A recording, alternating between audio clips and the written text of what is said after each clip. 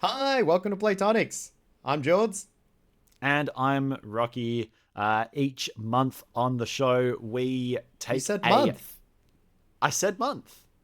I know, You and did then it. you jumped in and ruined it. Oh, I haven't ruined it. No, we're keeping this in. I'm so proud of you. Everyone needs to hear this. That's one for the long time listeners. Because we've been going for a year now. Each month on the show, we go and find a piece of media, a genre, a TV show, a book, something with real strong vibes, and we take those vibes and we boil them down into something that you can actually run at your table. We talk about how you prep it and how you deploy it, and usually we talk a little bit about game systems as well. Which brings me to this month's topic. Why are you saying it like that? Because I think it's going to be a spicy one, Jords. You got I the think jalapenos? I think we could get some. As the old school internet people call it. We could get some flame mail for this one. Couple little bit of flack as we do some flybys on this topic. What are we talking about? This month, we are talking about Dungeons and Dragons. I haven't heard of it. Can you give a quick It primer? is the world's. What is the Wizards of the Coast official line? The world's most popular role-playing game. Very easy to say the best known or most popular or longest or oldest or something like that to avoid any sort of trademark infringement as well. Compatible with 5E. Whatever that is. You can't trademark a letter and a number.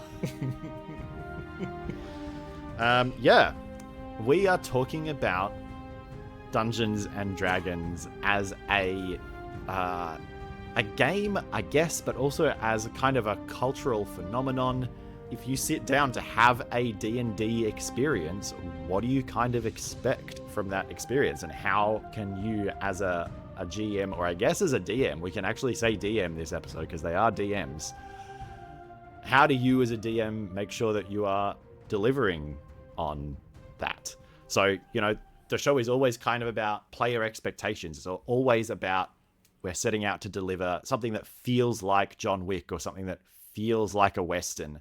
And that is all to do with meeting player expectations. But it's a little bit more implicit when we're doing it with a Western because we kind of all share this set of expectations about what a Western is, and then we just have to plan out a session that hits those. And this is a little bit different because the players are coming in knowing that they're players, and they're coming in knowing that they're playing a game. And I think that's... And then knowing that they're playing a D&D. Exactly. It hits a little bit different. We are a little constrained, I think, in what we can do, because there are some expectations that sit like at a little higher level of abstraction than our usual expectations, which are just like genre conventions, right? Like they're tropes. But today we are playing with fire because some of our expectations are around the game experience itself. And I think it's going to be really interesting to dig into. But as anyone who's hung out on the D&D parts of Reddit can tell you, those expectations around what a D&D experience at the table should feel like are by no means settled. No one can agree on this. And as soon as somebody has an opinion, people will jump down their throats and say, you're doing it wrong. So, yeah, look, this is a hot take warning. We are not the people who design D&D, obviously. We are not even, these days, people who play a lot of D&D. We are definitely people with opinions about D&D. But this is going to be maybe a bit of an interesting take on creating an experience that feels like that classic D&D feeling, approaching it from a style of prepping that maybe you haven't before. So I suppose before we jump right into it, I probably want to say that if this is your first episode, which for some people it might be, because we might pick some people up with this one. If this is your first episode, maybe go listen to another one first, because Literally choose any other episode. we're already extremely meta, and this is going to be another level of meta above that.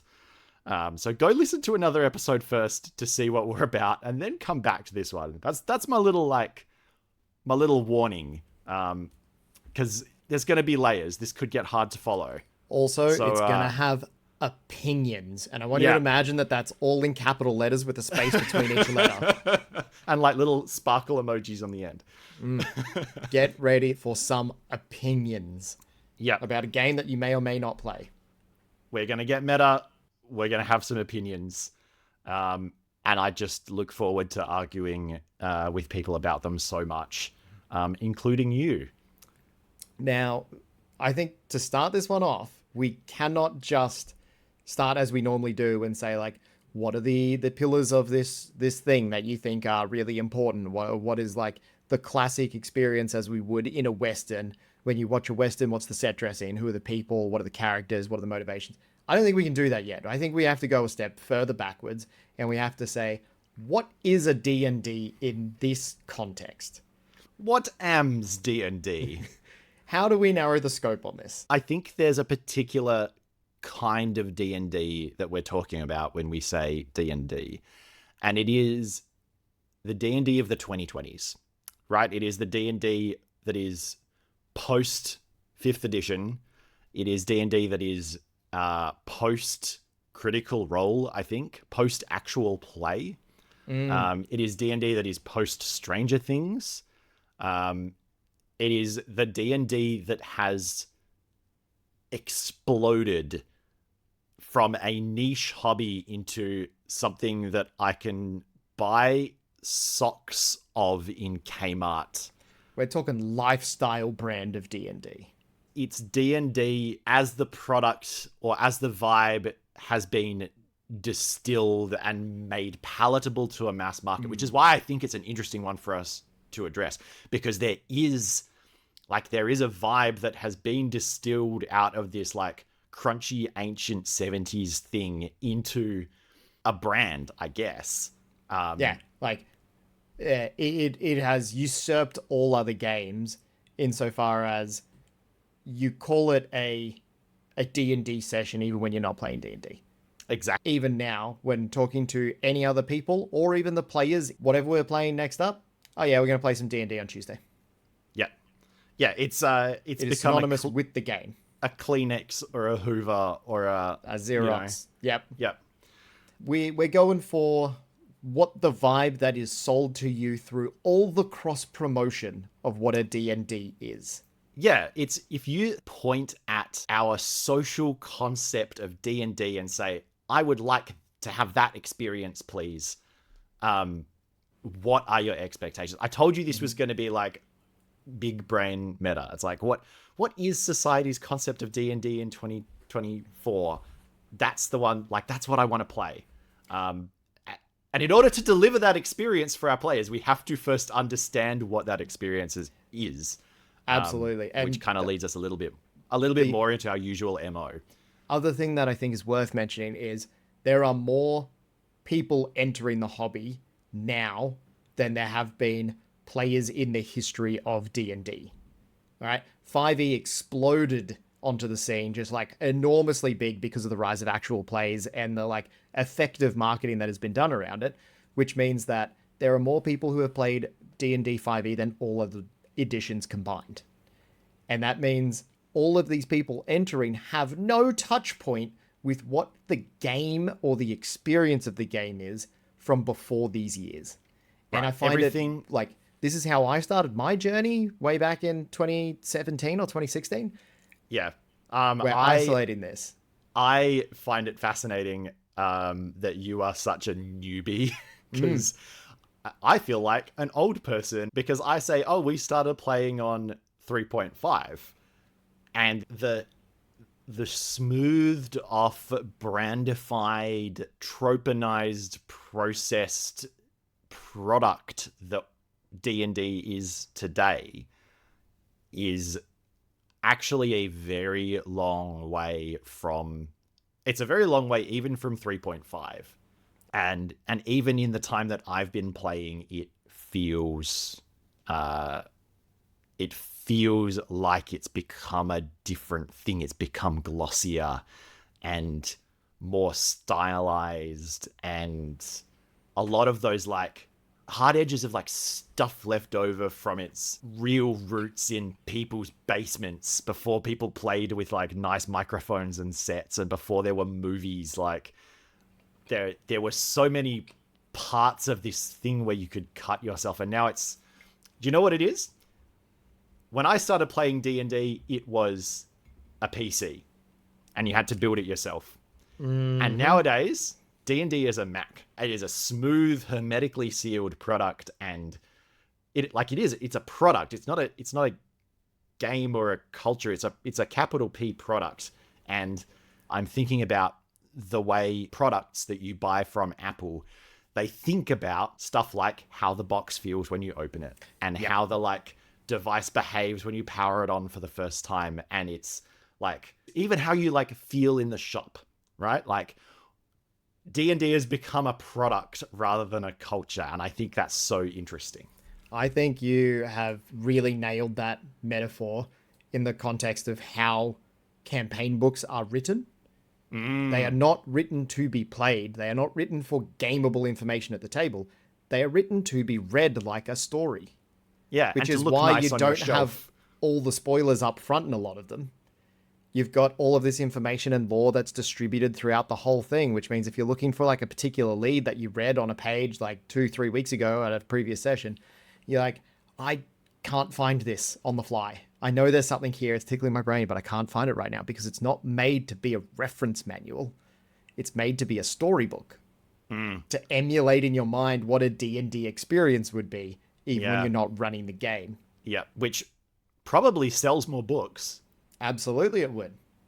But God, I remember the first time I bought a non-Wizards product and I was reading it and being like, holy shit, I can slap this directly into my game. This is so easy. It pulls together all the different elements. This guy's got a shop and it just tells me what magic items would be available at it and a price for which to buy them. It was a world of difference, and I remember reading it and just being like, this is what they should all be. But that's not what people want to buy. That's not what people want to buy. People want a D&D experience. They don't want a reference manual. It is what they want to buy, but not until they get a certain depth down the rabbit hole. And that's not Wizards' target audience. Very fair. Yeah. And that's absolutely what they are doing, is focusing on bringing more players in, which ultimately is good for the hobby because eventually people want to try different things and they branch off into the indie RPG scene, and it's really hard to find someone in that scene who's never played a game of D&D before.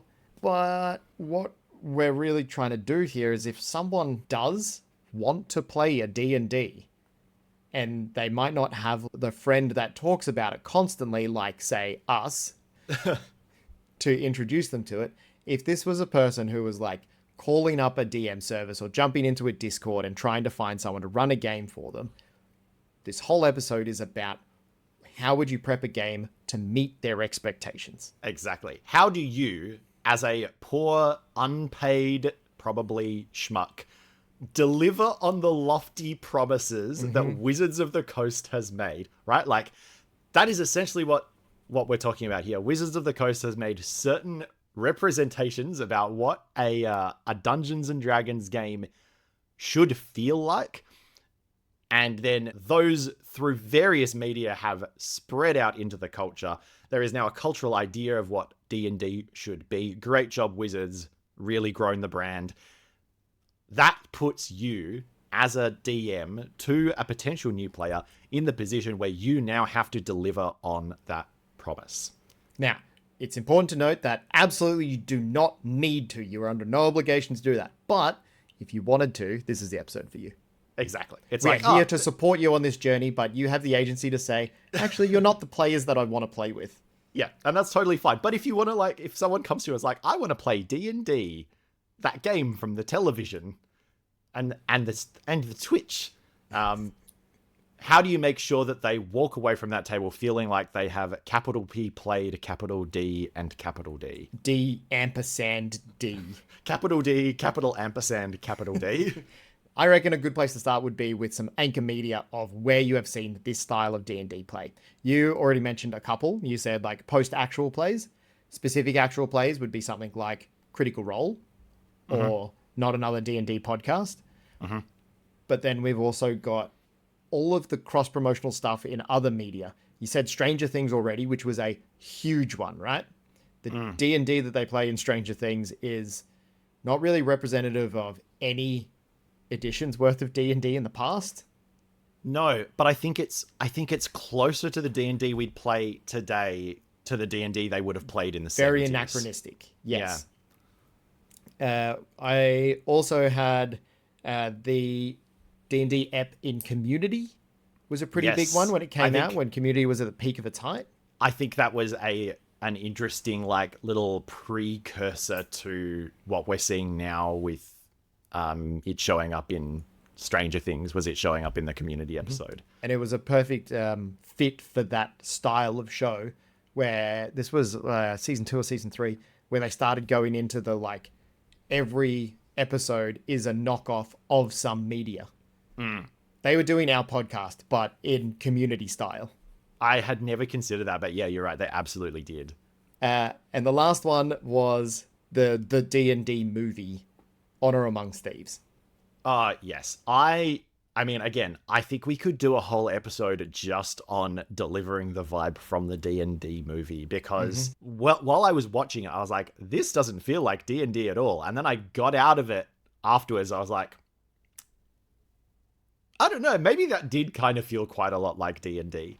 It felt like the party at the table experience to me. Exactly. But it didn't feel like the heroic power fantasy. No, it felt like playing a game of D&D. It felt like you feel as a player, not like we were following along on what the characters are supposed to have. But I think that's really interesting, right? Like, because I think those two are so tied up in this game. The experience of being in the world, the diegetic experience, and the experience of being at the table are not nice and clean like we can usually assume when we do this show. We can usually assume that, like, you know, the experience of being a character in a Western and the experience of playing a Western-themed RPG are, like, different things, and that the players want the diegetic experience. They want to feel like they are in a Western. And when we're talking about D&D, you don't want to feel like you're in D&D. You want to feel like you're playing D&D. And that is not the same as feeling like you're in a Western or in John Wick. You want to feel like you are playing D&D. And that is a different experience to try and hit. My anecdotal evidence on this matches entirely with that, where when we're playing other games that are specifically tied to a type of play for a type of like genre, people will put their characters into these situations that are evoking those things. When we're playing Mothership, people are exploring the spooky rattling noise and they're putting themselves in harm's way. When we're playing D&D, people are playing themselves. Yeah, you're almost playing this gestalt of like yourself and your character, right? And this is, I don't know, man, maybe this is like way too many layers of depth. But when I play D&D these days, it is, I don't know how to say this without sounding like a complete wanker. It's like, we're on a podcast. We're two white dudes. This is true. Okay, when I play D&D these days, I have a character persona who I put on, right? So there's the character, and then there's also the persona of like Rocky at the table. Oh yeah, no, I dig what you're saying. Right? There's character. The character's name happens to be Zytho, and then there's like table Rocky, who is piloting this character, and the character is an asshole. And so table persona Rocky has to like ham up the fact that he knows he's being an asshole so people don't get upset, for example, and so that people are in on the joke, right? We have got to play Die RPG at some point, where that is a hard-coded part of the game. Yeah, But I think it's a hard-coded part of D&D as well. It's just like no one ever talks about it. Well, no one ever it's a soft-coded point, right? Like, yeah, this is a thing that, yeah, you pick that up and, I have played more than one character who is basically Matt Berry at the table. And after right? 2 beers, I am Jordan Bean Matt Berry to manipulate the marionette strings of my character. Right? It's like everyone is puppeting their characters, but we can also see everyone else doing their puppetry. The puppeteer is also part of the show, and I think D&D, at least for me these days, falls into that box because part of playing the game is knowing that you're playing the game. Yeah, you've got this full diegetic awareness of what's happening in the game, but also the meta level of everyone sitting around playing the game, which has led to a billion million arguments on the internet about metagaming with information. Yeah, I have your that. character would know that.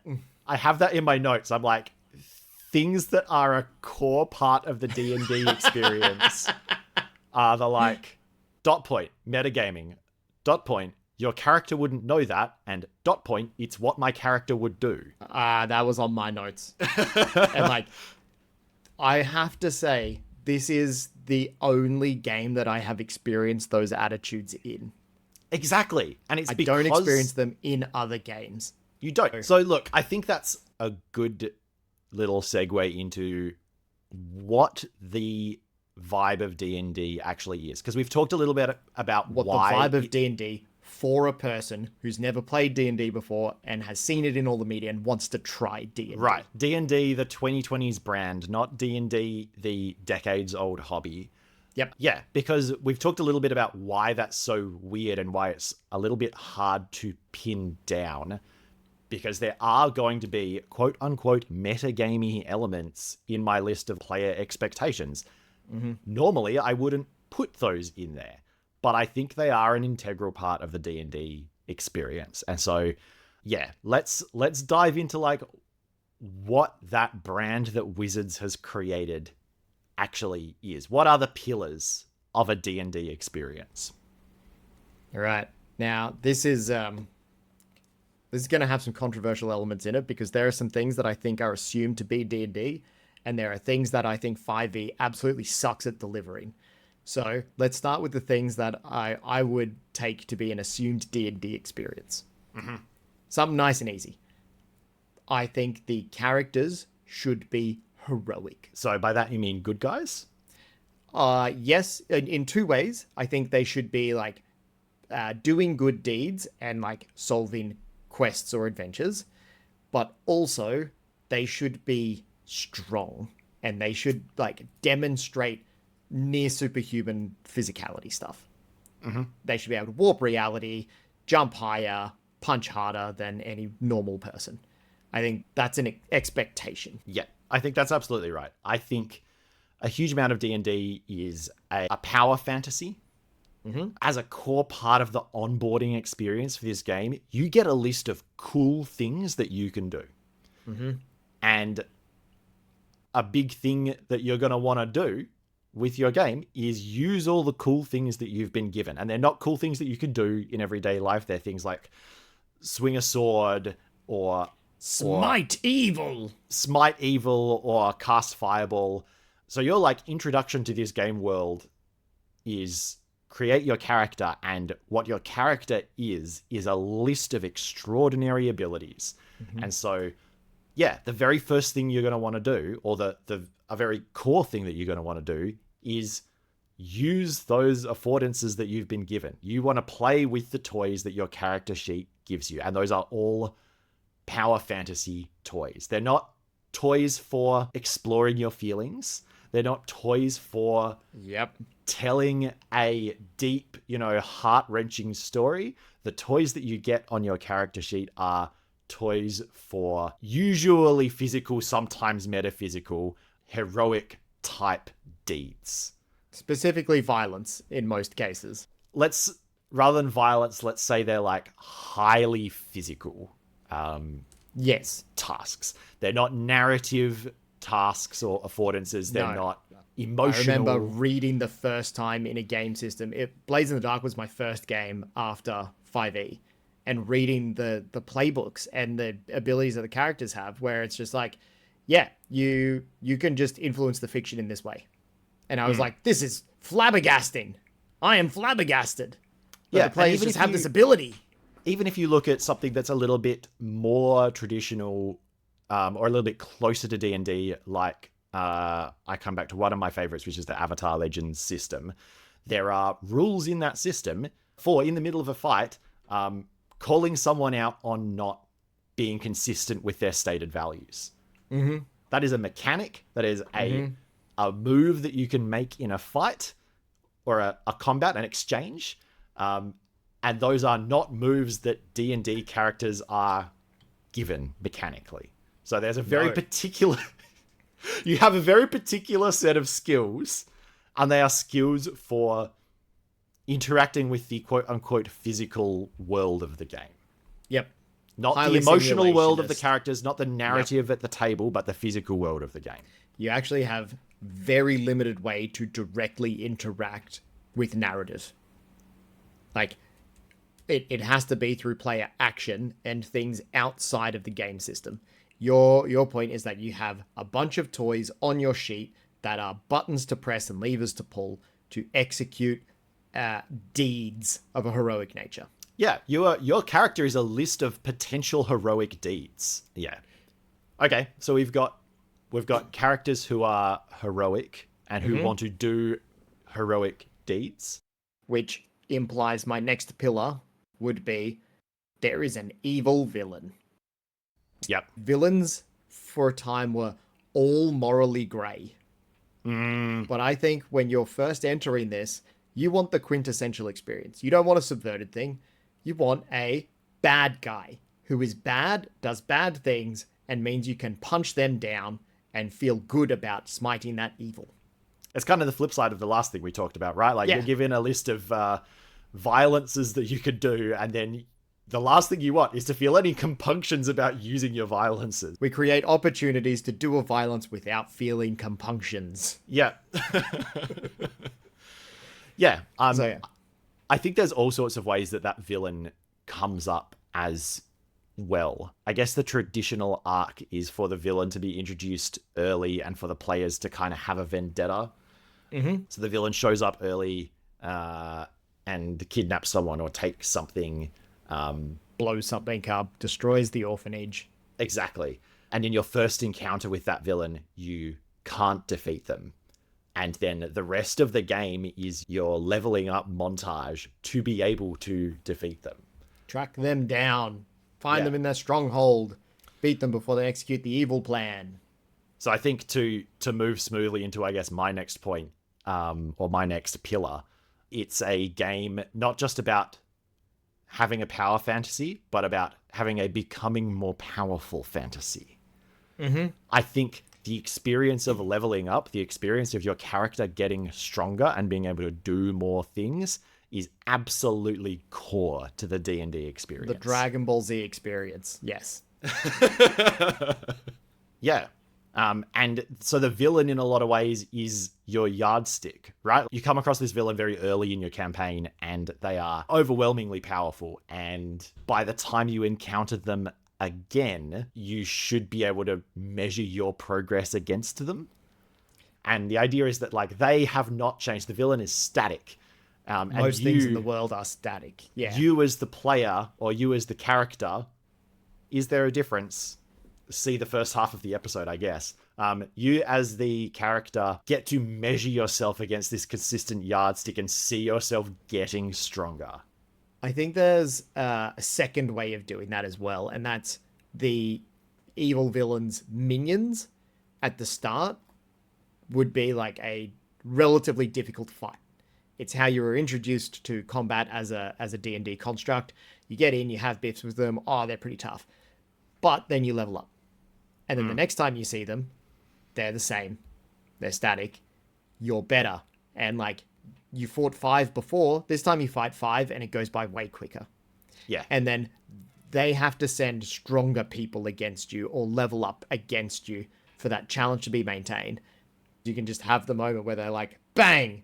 Wow, those guys would have given us trouble 2 levels ago. Exactly. So yeah, there's 2 sides of it. Is is watching the impossible villain become possible and watching the possible mooks become easy. Trivial, yeah. But I guess the idea is, yeah, D&D is a game about character advancement, and your enemies are your yardstick for that. Like, they are the world that you measure against. They are the thing that you measure against. Not the other things, not the actual physical world, but your character's world is in what they fight. On the topic of worlds, though, I think there is a pillar that 5e, as written, purports to engage in, but in reality is skipped over in play, and it's exploration. I think the quintessential experience is seeing amazing environments and interacting with them. Yeah, that's an interesting one. I have in my mind the image of like Tomb of Annihilation, the Peninsula of Chult. There's like standing on a cliff edge and looking over across this like infinite expanse of jungle punctuated by like ziggurat temples and like arcane constructions and ruined bridges. I mean, like, oh, I can go to those places. Like, I have the ability to choose where I go. There's two elements to this. One is like the visual aesthetic of seeing interesting things, and the other one is having the freedom of choice to say, I won't go that way, I will go this way because that interests me more. You're scaling the cliff face or hugging the wall, and then like rocks are falling and you're diving out of the way and you're doing this heroic shit as the world is like hostile to you. It's the Fellowship is trying to cross the mountain pass and the avalanche is falling down upon them, these giant blocks of ice. You know, that I think is part of what I would consider a promise of D&D. You're not just overcoming people now, you're overcoming the world. Yeah. And there's not a lot of tools in the game to do that, you're right. And a lot of them boil down to make a skill check, take damage if you fail. That's really interesting. I think it's interesting that you feel like exploring the world is part of the promise. I feel like as you're encountering things, some of the things that you encounter are also part of the promise. I think there is a selection of stock characters, stock items, cliches, tropes even, that are kind of embedded in those worlds, those settings that you kind of expect to encounter. And they're things like, I mean, if you want to start with the awfulest one, I guess it's the meeting in a tavern. But they're things like these labyrinthine dungeons that, like, who built this and why? It doesn't really make a lot of sense, but like the world is littered with them. Some of them are like monsters. So they're things like mimics and gelatinous cubes. These funny little fossilized holdovers from a much more adversarial version of the game where they're these things that were clearly invented as DM gotchas, but now they've just become part of the tapestry of the world. It's like, why on earth would a 10-foot by 10-foot cube that is completely transparent ever evolve? Like, that is clearly a thing that was invented to be a gotcha for players exploring a dungeon. I think that's become actual articles about how it is the only dungeon adapted creature in the world. Yeah, well, I think mimics... its environment that it can only survive in is dungeon. You could make a similar argument about mimics, right? It's like, it's clearly a thing that has been invented out of game. It fills no in-universe purpose. It fulfills no narrative purpose. The only purpose it fulfills is in this very, very old version of the game where it was very much the players versus the dungeon master and the world.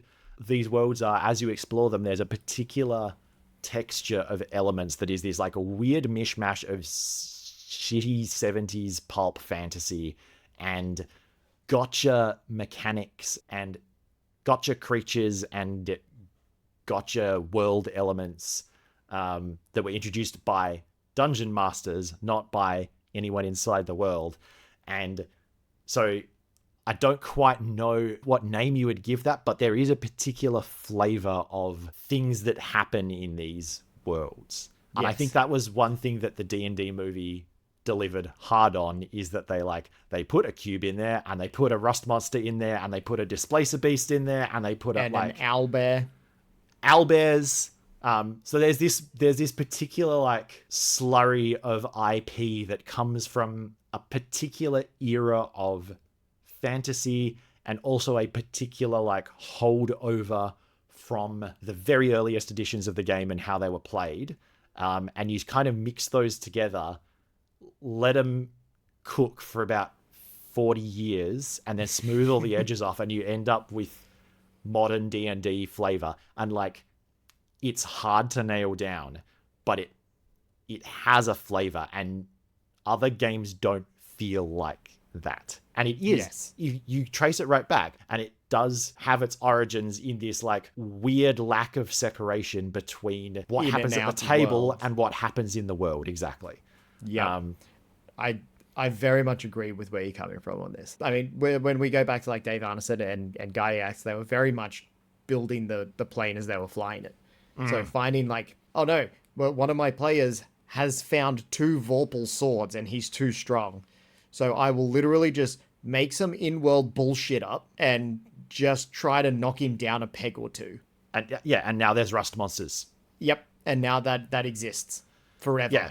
And so has it's been like recanonized multiple times over the editions. The bleed goes both ways, right? Like, the fact that it's a game has bled into the world, but also like out of game actions at the table have become part of the lore as well. Is that a pillar then? Is that something that you think is like intrinsic to the new player experience? It's having these vestigial elements and like recurring tropes in the form of monsters and locations pop up again. I think so. I think you want the things that feel like there's no way this would ever exist in a world that wasn't designed to be a game. I don't think you want it to be stuffed full of them. Yeah, like, but it's almost like a cheeky poke at the fourth wall, but you're not tearing it down. Exactly. I think encountering a cube or encountering a mimic or whatever it is a core part of the D&D experience. Encountering one of these little intrusions of the gaminess into the fiction, like, that's what makes it feel like D&D. I have never felt more spite at the game than when we solved a puzzle to find like, we could see a chest and there was a waterfall and a hard way to traverse up to the shelf that had it. And then you get it. And then it's like, aha, roll initiative. Because it's a mimic. And you're like, oh, it's happened to me. I have been so pulled out of the fiction. Yeah. But like, I don't know. I feel like that groaning is also part of the experience, right? Like, look, honestly, I would agree. Yes. Telling the story about, and then we got through all of this thing, and at the end, it was a fucking mimic. Like, that is the story that you want to tell afterwards. I think that is a D&D experience. It's not an experience I like to emulate at the table. But those are 2 different vectors. Yeah, I mean, look, there's a reason that you don't play a lot of D&D anymore, it's right? Very true. So, I have a couple more pillars. All right, let's shoot. I think there is a promise that you can solve problems in quote-unquote clever, unconventional ways. I think... do agree with that. In addition to the in-universe power fantasy, I think there's also an out-of-universe power fantasy of, like, outsmarting the DM. That is a holdover from, again, these very early editions of the game. But I think it's something that's stuck around in the way we play D&D, which is that if you find a clever solution to something, that moment where you're like, wait, can I just X? Where X is applying an item on your character sheet, or an obscure rule from the game, or a creative use of an ability that's technically allowed. And in doing so, circumventing something that would perhaps otherwise... a perfect anecdote for this one, and it was maybe my second game ever. This is a very strong core memory for me. It was, you see like a huge ravine, and at the bottom there's like cool stuff. There's a bunch of like dragon bones that are ancient or something like that. But you can also see there's a bunch of like aggressive fish in the pond at the bottom. And I was like, well, I've got Witch Bolt, which is electrical damage. Yeah, Can I perfect. just throw that on there and just like, I can channel it every action for free? So before we even get close to the water, I'm just going to electrify this whole pond. Yep. And my DM was like, yeah. Oh, yep. Cool. Well, a whole bunch of like piranhas float up to the surface. Yeah, but like And I felt very clever. I felt amazing. Yeah. That's kind of part of the promise of the game, is that you can do whatever you want, right? Like it's a game where you can do whatever you want. And like, yeah, sometimes in combat, because combat is such a structured part of the game, that falls over. But outside of combat, there is this tradition of these unconventional solutions to problems. And I think as a player coming into the game, you want to have a chance to have that experience. It doesn't even have to be actually clever. It just has to be the second most obvious solution to the problem. Yes.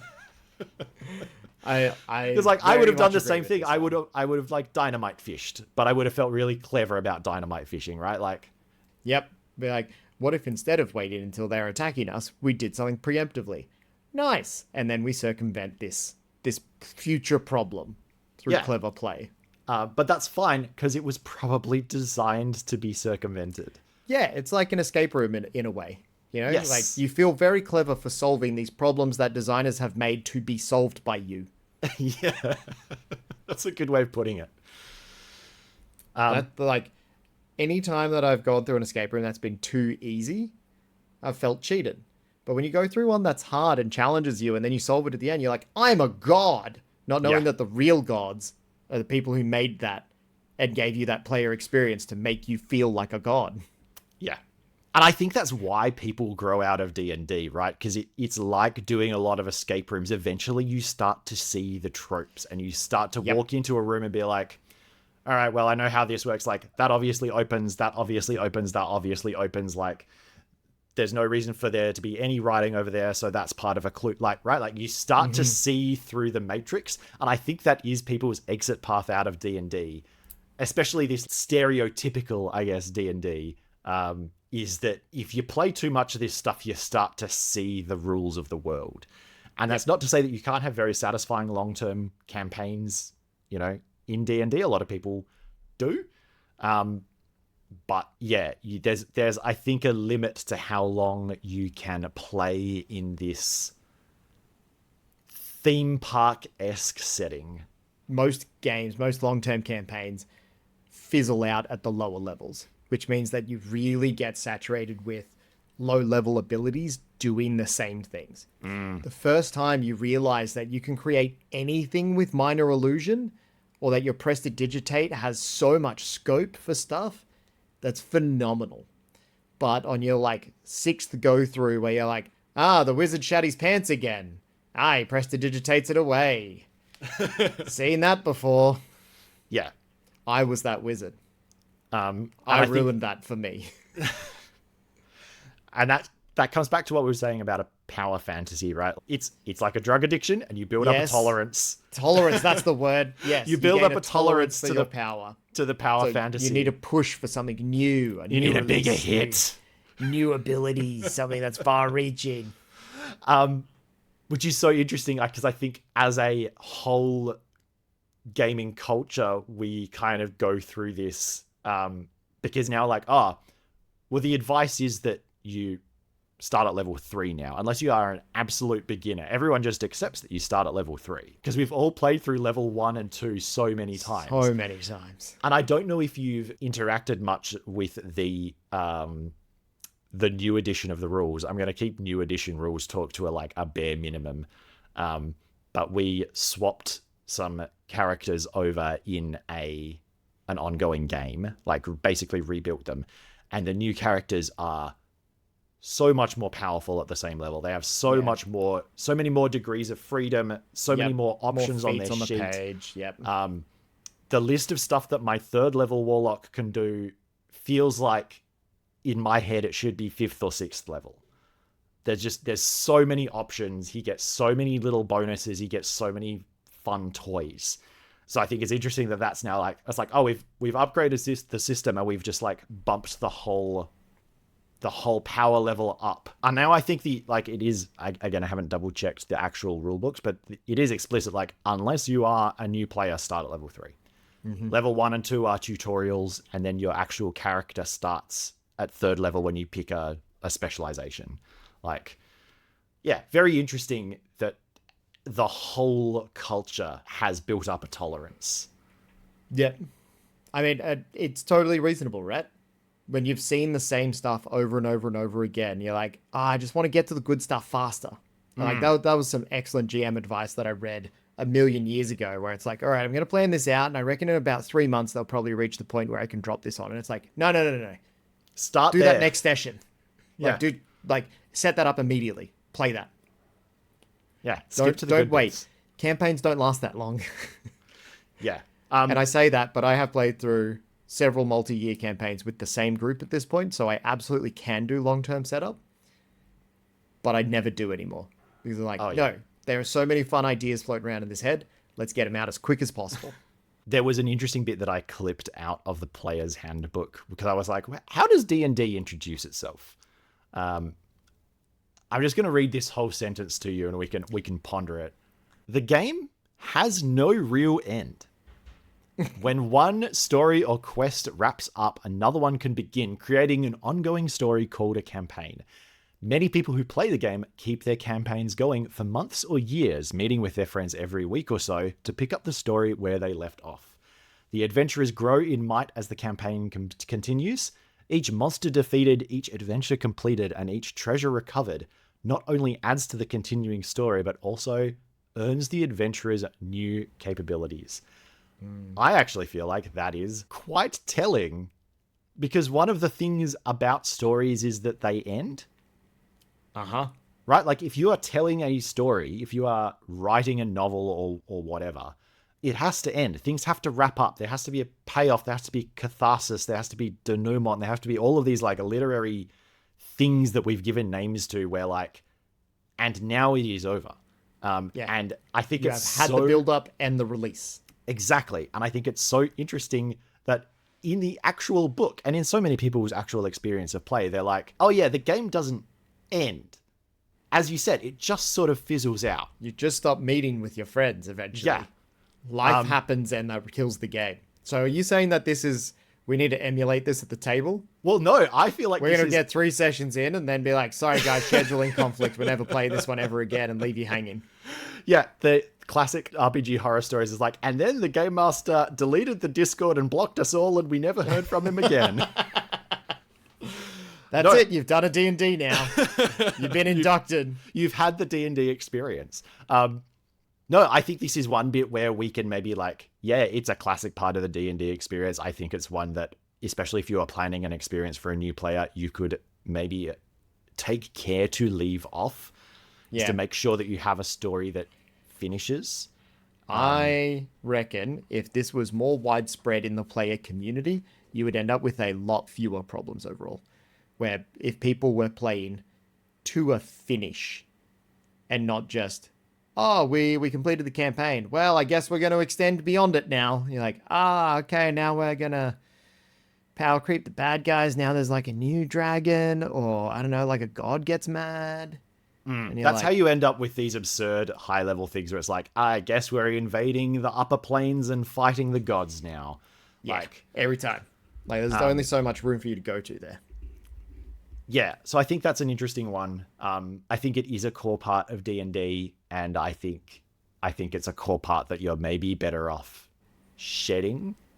The other element that you did bring up in there, though, which we haven't spoken to yet, is gear porn. Yeah. I think finding new nouns is a big part of the game. Oh, yeah. It's in a similar category to leveling up, right? Picking up a new staff or a new sword and, like, shedding your old one and having your +1 that, you know, shines in the dark or something like that. That is definitely part of the experience. Yeah, it's all getting new toys. And sometimes those toys are items and sometimes those toys are levels. But, like, never are those toys an interesting revelation about your character. No, not at all. And, like, in some games, that is the reward, right? Like, getting to learn something new about the world or getting to learn something new about the characters is that's how you level up in Avatar Legends, for example, is you shift towards one of two sides of your kind of central tension, and once you reach one side or the other, your character knows who they are and they retire. Like, there is no part of the D&D getting things experience that emulates that. There is no way for a character to be over. So you're left with players trying to bring that themselves. But then the friction involved in creating a new character at an appropriate level is very high. Messy. And so you avoid doing it. And so you end up with characters who like don't grow. I think there's one more thing that is in this weird in-between zone of in-game and out-of-game. I think a huge part of D&D in 2024 is dice. I very much agree. I think if you are planning a session for people who want the D&D experience, you have to make sure that they are rolling a shitload of dice, and preferably rolling the weird ones, the big 20-sided one. And I'm very impressed that you settled on this. You of all people. Yeah, I have one set of polyhedral dice that I have had since I was about 15, and they live in the same Chessex box that I bought them in. And I don't really understand the dice goblin thing at all, but it is a thing. It is a thing that people want to do. They want to go and pick out their dice and find some dice that represent who they are. Brand. Yep. They want to buy the expensive dice, the fancy dice, the heavy dice, and they want to throw the dice around as much as possible. They want to put the dice in the dice tower. They want to throw the like big novelty D20 for special rolls. They want to see a 20 come up, and they want to cheer when the 20 comes up. They want to see a 1 come up, and they want to boo when the 1 comes up. Like, the dice are such a huge part of the vibe. I very strongly agree with this. The tactility of this and the clickety-clackety as the dice hit the table is very much part of what I think the experience is. So I think that was all my pillars. Have you got anything that we haven't talked about? No, I think you actually superseded me on this one. You had more on your list than I had on mine. So do a quick run through. Let's recap this. From the get-go, we had you're playing someone heroic, nominally good, doing superhuman things. Yep. Or solving problems in clever ways. We have a villain that they can use these powers against, guilt-free. And then you had the power fantasy and becoming more powerful fantasy. Yes. So adding things onto your sheet that give you new abilities or numbers. Yep. Whether that's leveling up or obtaining items or even just watching your experience and gold numbers go up. Watching the bars tick up. Line go up, make feel good. Line go up, make feel good. I had the dice, and I had the weird 70s / That's right. intrusions of adversarial game mastering into the game world. The D&D flavor. The crossing of the line between game and out of game. Yeah. Yes, that's kind of what I would summarize that pillar as. You want these in-universe elements that feel gamey, and you also want the out-of-universe experience of having, the stereotypical character sheet and rolling the stereotypical dice. Yep. You want to feel cool and powerful, and you want to feel like you're getting more cool and powerful, but you also want to feel like you're playing a game, which is an interesting goal to have. Yeah, strong two thoughts at once there, MG. Hard when you can only do one thought at once. So, we've talked a lot about what D&D is. Yep. What are we going to prep to make sure that we deliver on that promise that Hasbro has made for us to the culture at large at the table? I've got two things that are inalienable that you absolutely must have. Yep. The first is a good villain. Good meaning that they are real punchable face. I was going to say punchable. Like, they show up and they are just laying it on thick, and they are smarmy and shitty, and like like nasty in a way Yep. that makes the players be like, oh, I'm gonna punch you so hard. And when I Yep. punch you, I will feel good about this. Mm-hmm. So that's very much the core of this. Like, I'm going to say this is one adventure. Mm-hmm. In this one adventure, it culminates in punch on with the villain. Yep. And the players are going to be challenged but will win. Yep. And then the flip side of that is I would prep pre-gens that have the abilities that are going to make them shine on there. So I think a classic trap for new players and GMs that might not know how to navigate this is letting players build their own characters and them choosing things that will never come up in a play session. Mm-hmm. Where they're like, I have this really cool idea of how this is going to go in my head, but never have the affordance to execute that thing. Exactly. I think there's a lot to be said for designing characters for your adventure and also designing the adventure for those characters. So if you have a rogue in your pile of pre-gens, you make sure you prep some traps for them to find so they get a moment to feel cool. There will be some traps, and there will be like thieves' cant written on walls or something like that and they will directly be able to engage with. Yep. And there will be enemies who happen to be standing in such a way that they can be backstabbed. Right? Yep. Like, so I think you have to prep your adventure and your characters together. Mike Shea from Sly Flourish calls these lightning rods, which I think is just a really nice shorthand for you're setting up things from your players' sheets that if they recognize the opportunity, they can execute it and feel clever like you're an escape room designer. Yeah. I like to think of them as spotlight moments because they're moments where like that player / that character gets to be in the spotlight and have a solo, if you like. But it's the same idea. So, yeah, I think we are making sure that we design in little hooks for the characters that we know are going to be at the table so that they get those moments where they get to feel clever about manipulating the rules, manipulating the listings on the sheet, and solving problems in an interesting way. Yep. And like, you want the players to feel like they had the gotcha moment. Yeah, you want it to feel like their idea. Yep. Which is a hard thing to prep. And it means that you're not allowed to say, oh, that's good. I put that in there so that you would use this ability. Yeah, you have to. The curtain is pulled all the time. You got to look a little bit. Oh, well, you're gonna skip past this, but all right. I mean, I guess if the rules like you gotta play the part of the adversarial GM a little bit. Like, oh well, I spent so long prepping these monsters, and you've just like just slid them all into that pit of spikes that I put right next to them. Oh, I'm so disappointed in you. Whoa, you're gonna make all the rocks fall down on their head. Oh shit, that's so cool.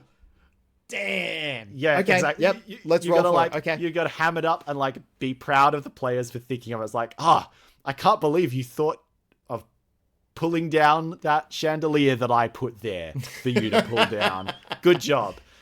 I mean, it sounds patronizing, but there is, again, D&D is weird. You are in part administering the world, but you are also in part acting like a dungeon master. Like, you have to put that persona on and bring that to the table because that's part of what the players want. So I ideally love that just as a vibe to reframe, like, winning for your players means killing the villain, and winning as the GM means your players do cool shit and feel clever.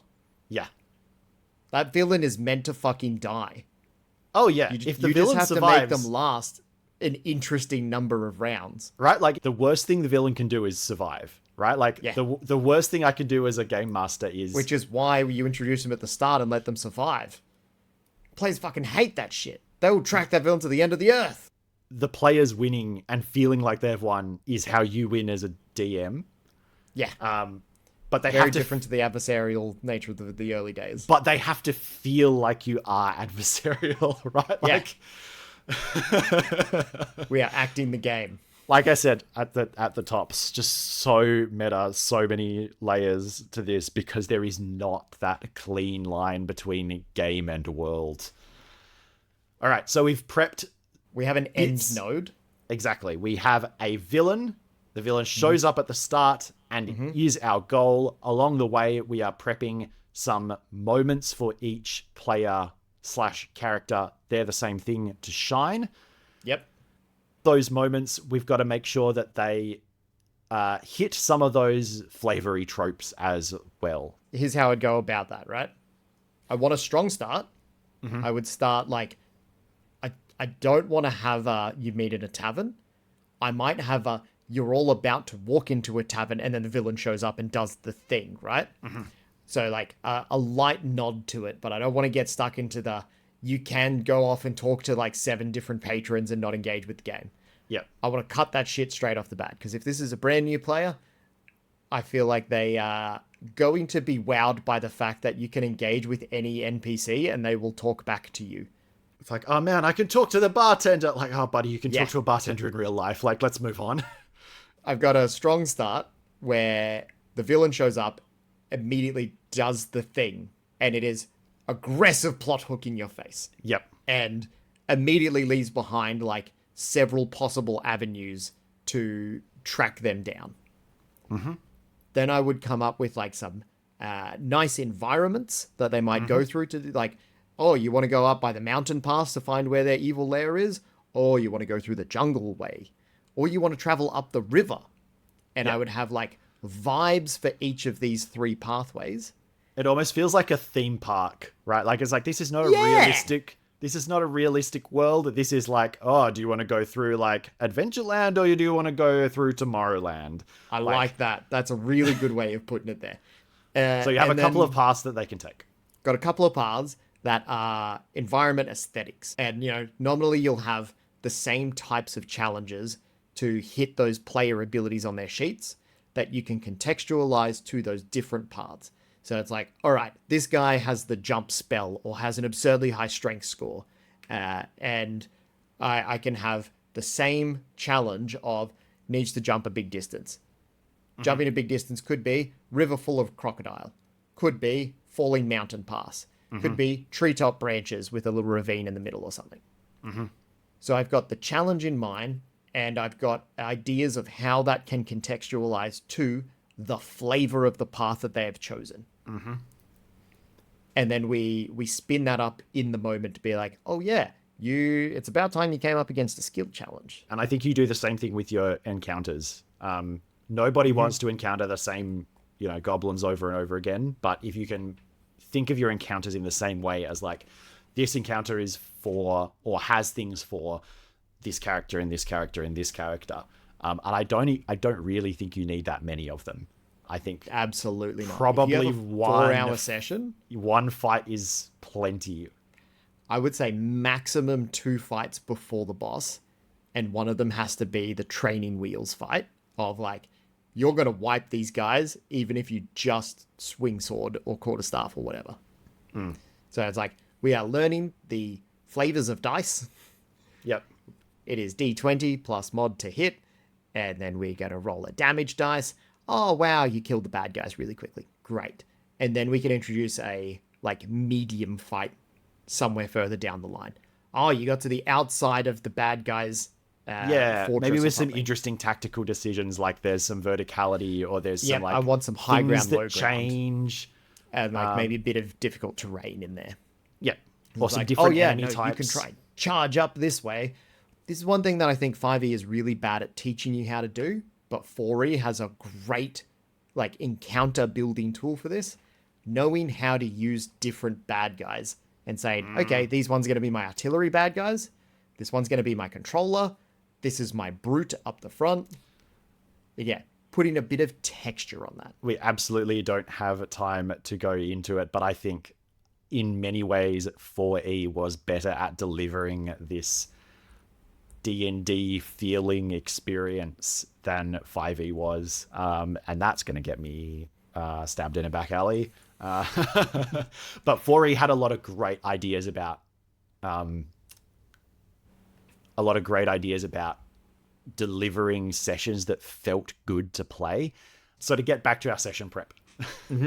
So we've got maybe 2 pre-encounters, and then we have a culminating node to our adventure, which is a like Boss fight. quick boss fight. Yeah. And it's like you change scenery again, you arrive at the thing, you go to an interior space or something like that. It's a dungeon-like environment. There's, like 3 rooms or something like that nominally in there, where you like progress through the first one pretty easily. You reach the outer chamber to the boss's inner sanctum, and then you get to their place of power. And then we have another interesting fight centered around killing the main bad dude and taking his stuff. I think probably the one thing I would add in there is at least at some point along the way, you have to give the players something new. I think ideally after your like second fight or after one of your fights, once you've gotten the hang of what your character can do now, you either, if you want to go for hard mode, I think you can like level them up and give them a new ability and just hand them a new character sheet, because that feels really good leveling up mid-session. And giving them a new character sheet circumvents the issues of leveling up mid-session, which exactly. And I would even go so far as to like split out their new abilities into little like cards, or like highlight them on the sheets, like this is new, this is new, this is new. You kind of want the experience of leveling up in a computer game, but where it just, all the new stuff just appears in front of you. It's the World of Warcraft, like the graphic shows up around you and it goes boing. It's not the Warcraft noise, but I couldn't remember it off the top of my head. Probably the easier way to do it is to give them a fun magic item. And that I would also just give them on an index card with everything written on it so that they remember to use it. Because if they just write it on their sheet, they're going to forget. But you want some of that experience of them getting more powerful. Yep, having some bits for a stepwise increase in power. I probably wouldn't bother with experience points, and I probably also wouldn't bother with gold pieces if this is absolutely not. short Honestly, run. That's not part of the experience. People don't do experience points in most games these days. Milestone leveling is by far and away the norm. And I don't even really remember the last time we had a seriously tracked gold. It's kind of just assumed in the games that I play that, hey, you've got enough gold to stay at the inn. And gold only comes into play if you want something like heinously expensive. So like I wouldn't bother giving them gold. Or like you give them gold, but it's some token amount. Yeah, I think it is definitely part of the experience to want to receive gold, because you don't know that it's actually fucking worthless in this game. And that when you have 10 gold, you're richer than most people. You're never going to buy anything. Like, everything that you need, the DM's going to give you as a loot drop. Like, yeah. There is a notable absence that we often prep in a lot of our different games. There is no deductive reasoning in this, in the sense of like, we're leaving clues that point to new nodes that require the players to make a choice about where they're going to go and investigate this and find the clue there. This is far more straightforward. Like, I would even consider having the bad guy's lair be a visible landmark. Yeah, it's the castle up on the hill, right? Like, yep, exactly.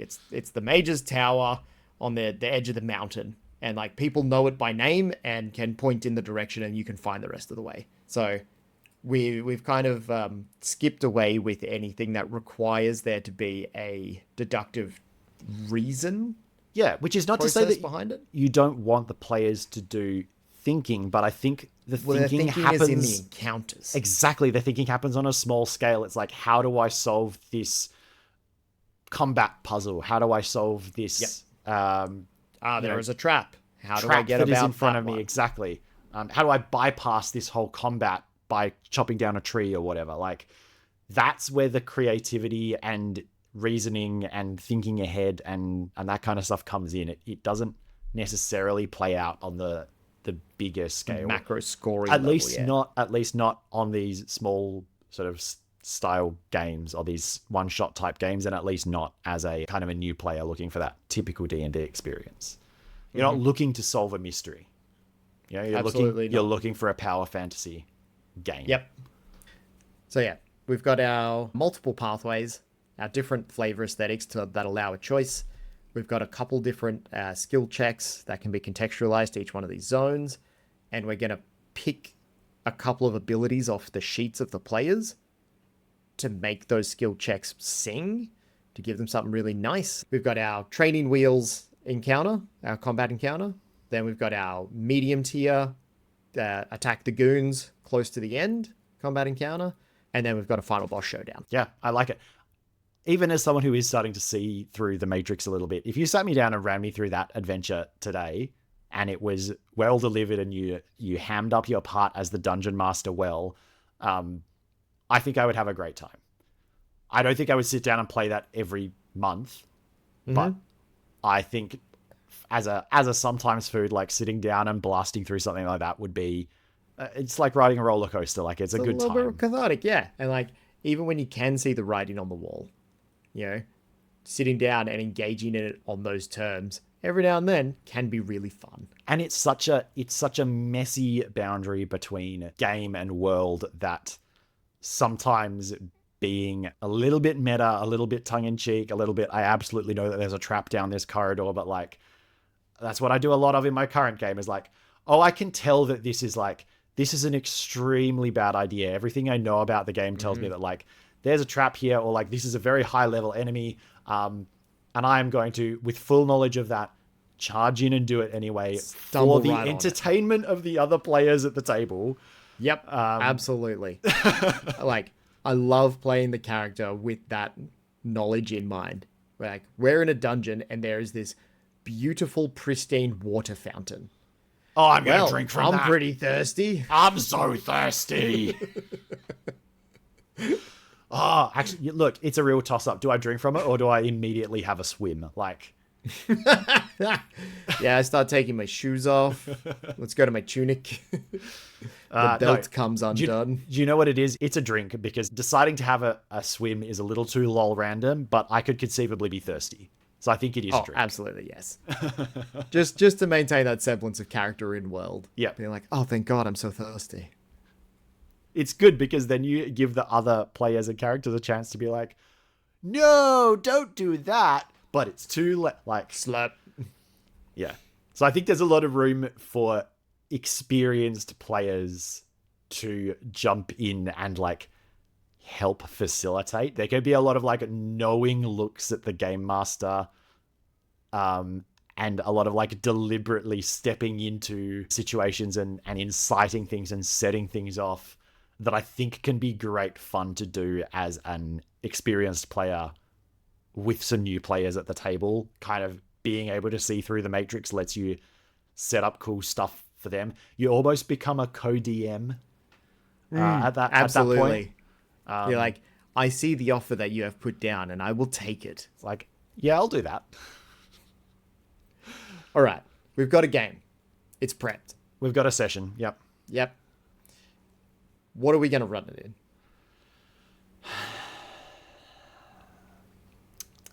Awkwardly long pause because neither of us wants to say 5e.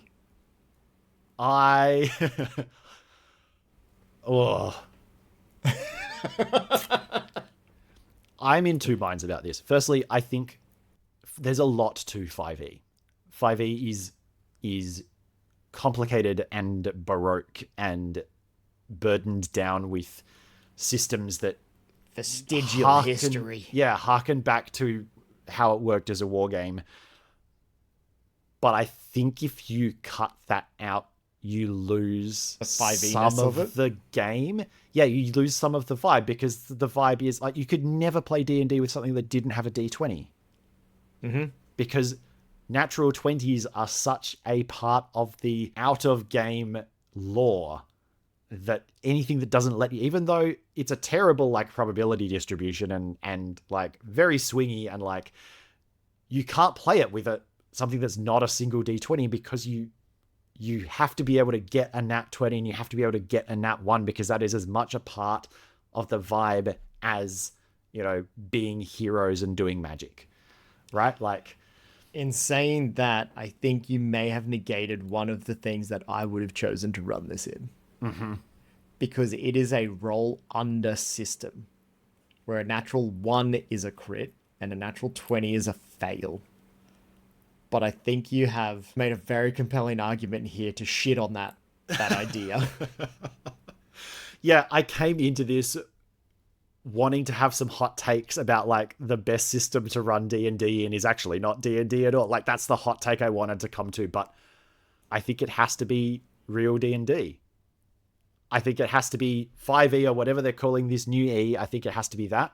And I think your job as the GM, part of your prep has to be making sure that those Baroque systems are Displayed. approachable, discoverable, hidden, but only hidden behind one little like panel that slides up, you know? You almost want to be introducing the character sheets to players as, and again, this is assuming you have brand new players and not newish players or players who have not yet seen through the Matrix who just want to go on a ride. And that's great. Like that's a whole class of this hobby is people who just want to rock up and have some drinks and eat some pizza and go on the ride. Yeah, I think there's a whole series of ways where you could like introduce bits of the character sheet to them one by one. And like, here's your first page, here's your second page, here's your third page. Almost like you were doing a video game tutorial. I think there are ways to make that mechanical... Scaffold that out. Exactly. Make that mechanical complexity more approachable. And there is even a way in which that ties into the power growth fantasy, right? Like, that is what level 1 and level 2 are now, right? Like that experience is now built into the game. If you want to do that for players, have them discover what their characters can do slowly. It's like, there's a reason that level 1 players have no like special abilities is because playing through level 1 is about learning to use your ability scores and your skills and your basic attack roll. And then over the next couple of levels, you ding them and you give them more stuff. So like, I think that is kind of what your ideal first player experience is like. It's like, hey, you start on level 1 and then halfway through you level up to level 2. Or you start on level 2 and halfway up you ding to level 3, depending on how much structure you want to give them. But like, I think we've reached a point where that has been baked into the game now, and the rough edges of 5e have been smoothed off enough that that actually maybe works now. My really spicy hot take, which I'm just going to drop and then we're going to move on, is that actually I would run it in 4th edition. That is a good spicy take. That is a good spicy take, and we're going to leave it and move on. The one that I was going to say, and you very unceremoniously shat on before I even got to get to it, was Dragonbane. I think does a really good job of evolving an old school kind of game into much more modern player sensibilities. Dragonbane, for those who don't know, is a evolution of a Swedish game, which is called, in like the English translation, is Dragons and Demons. Mm-hmm. Very similar D&D energy. It's very streamlined. It's very easy to get a hold of, and it tells really good stories, and it's effectively classless. Yeah, right. It's effectively classless in that anyone can choose like the stats that they want to have, and instead of making opposed rolls, you just roll under your stat to see if you can achieve the thing against your target. But you still have such powerful player roles that you can take where, you know, if you're the tank, you're the knight, you have huge armor absorption. People are a lot more brittle in this. It plays a lot like really low level 5e, in that if you get into a big biff, you can go down quite easily. It really fits a certain level of low level D&D vibe quite well. That being said, it is a roll under system, and it eschews some of the things that might evoke a modern D&D experience, a contemporary D&D experience.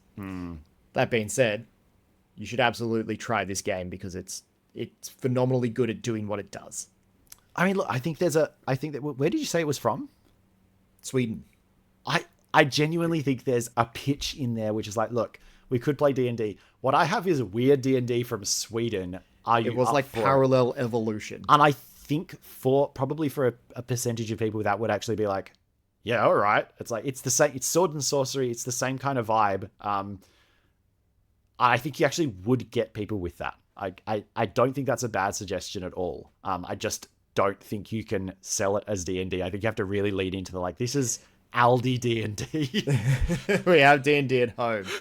I mean, we have D&D in Sweden. Yeah.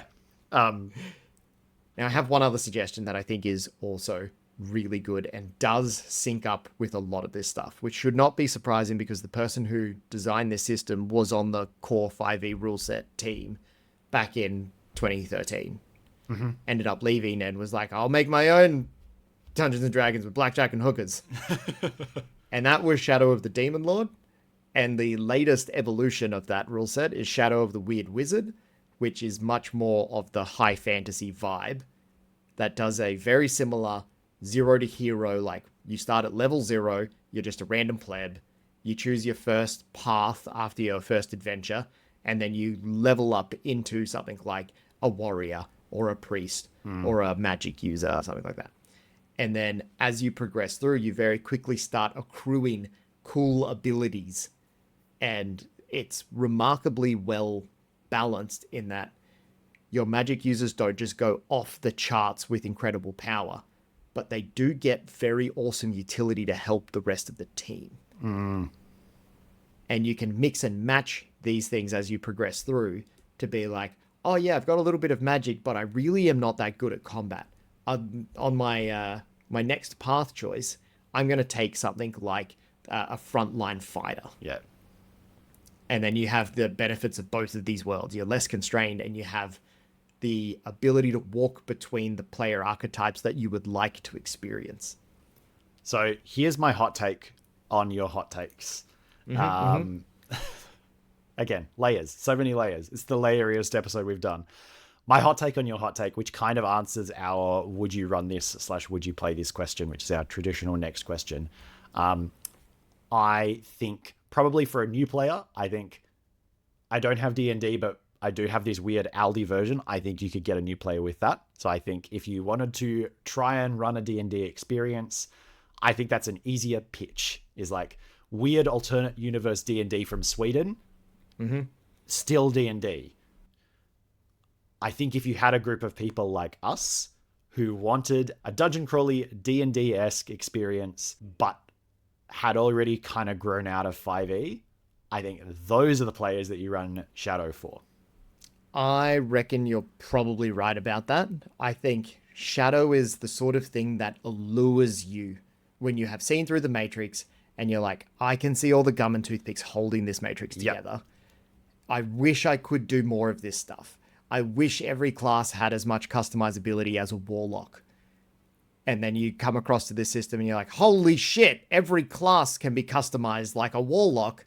There are literally billions of class combinations that I could choose, and almost none of them are traps. Yeah. Like this is the guy in the Matrix who wants to go back into the Matrix, right? Like this is steak, but real. That is Shadow of the Demon Lord / Weird Wizard. I think that is for people like us who have seen through the Matrix and want back in. I think if you wanted to run this for players who are like, man, we never get to just play D&D anymore, and then the inevitable response is like, yeah, but D&D kind of sucks. This is how you achieve that classic feeling for the jaded players. But I think we got to remember that not everyone is... I don't even want to use the word jaded because I think that has a negative connotation that isn't real. But like, not everybody is really thinking super deeply about their system choice. Some people have played D&D 5e for 10 years and I'm really happy to keep going. And also, not everyone wants to. Like, I think probably the thing that 5e remains good at on a meta level is being the thing that everyone can kind of agree on. And if you just want to sit down and drink beer and eat pizza and roll dice and kill things and take their stuff, like, there's actually nothing wrong with that. It's a perfectly like wonderful way to spend time. And D&D is a literally very accessible, not necessarily the easiest to learn, but it is easy to find. Everyone has kind of heard of it. It is easy to pitch. As a starting point, I think you can do a lot worse, and I don't think it's a crime if you stay there.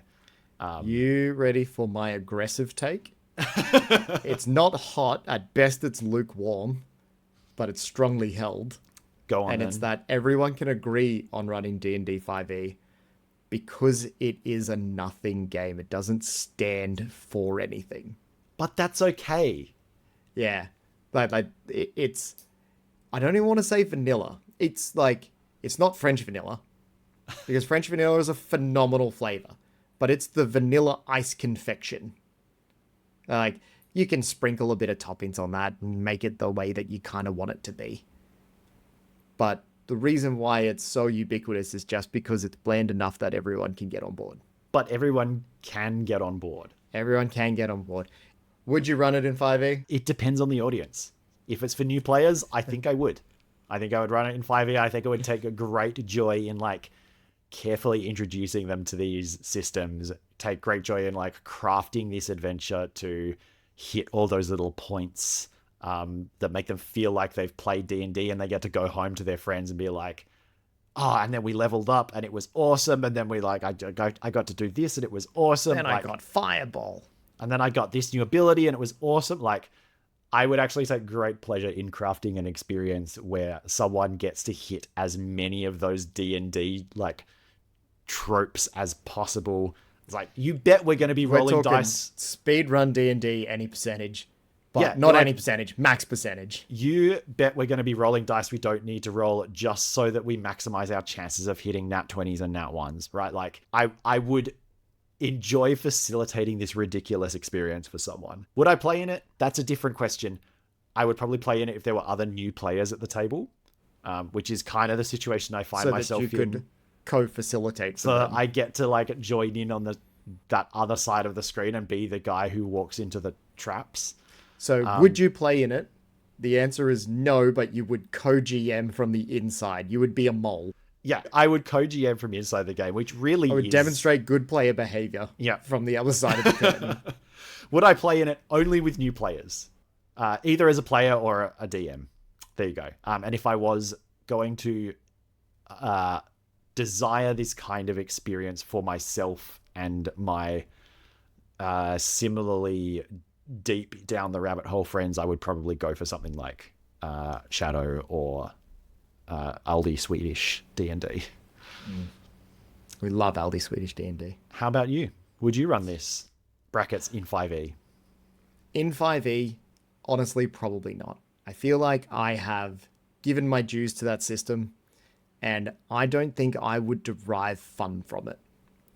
That's fair, because like the game is supposed to also be fun for the game master. And like, if people came to me and were like, "Hey, you're a DM. Could you run us through some D&D?" Maybe, depending on how much I like the people, I might consider it. But more often than not, I'd probably say something like, "Yeah, I've got this game that's like D&D, but," and like, I do know that there are people out there who will say things like, "This version of D&D is like Blarg, and it's just an entirely separate game." You know, this version of D&D originated in Sweden. This version of D&D is one where you play on a spaceship and it's really horror themed. Yeah, we've gone full circle. We are back to D&D being a generic trademark. Exactly. And that's genuinely probably fine for most people. So, yeah, I don't think I would run this because I want to see different player behaviors than the ones that are encouraged by D&D 5e. That's fair. That's very fair. So, that's it. We have done D&D. We have figured out how, finally, after a whole year of podcasting, we have figured out how to run a D&D game. So thank you for sticking with us for that first year, and I hope we see you for the next one. Or hear you. Or I hope you hear us. There we go. I really hope you hear us. That's the right sense in the right direction. We are going to maintain the same format of us talking into a microphone and releasing it into your ears. So if you can't hear us, there's probably like network issues or something. It's just not serving the audio. If you can't hear this audio-only podcast, then what have you been doing? Have you just been sitting in silence? Like, I hope you've been contemplating the words that we would have said, or you think we would have said. That could be valuable introspection. The version of us that lives rent-free in your heads. All right, team. The other thing we're going to do is we are going to finally get around to spinning up some social media accounts because we know that is where some people choose to receive notifications about things, and we know it's going to make it easier for people to find us. So I will chuck a link in the show notes for those. It'll be some collection of tweet analog and maybe an Instagram as well. We'll see how I feel. We've recently been researching IP over carrier pigeon. And maybe that might be one of the formats that our social media takes. Yeah, there's a newsletter subscription, but it's a literal newsletter subscription where I mail you a tape. Better get your tape players out. Get your tape decks out, kids. So yeah, fang those a follow. But as always, you can find us at playtonics.net. That's playtonics.net. Send us to your GM if you are a player, and if you are a GM, send us to one of your GM friends. I've been Rocky, and I continue to be Jords. Thank you for listening. We'll see you on the next pod. Boy. Boy.